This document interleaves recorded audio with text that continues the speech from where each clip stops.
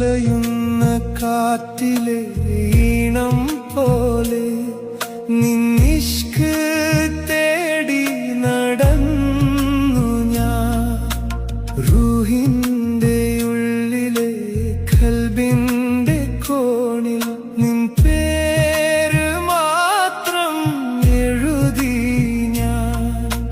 മൗനത്തിൻ പാതയിൽ തനിയെ പോകെ നിന്നോർമതൻ ഗന്ധം തിരഞ്ഞു ഞാൻ. യാ ഇലാഹി അലിയുന്നു ഞാൻ നിന്നിൽ, മൗനാനുരാഗമായി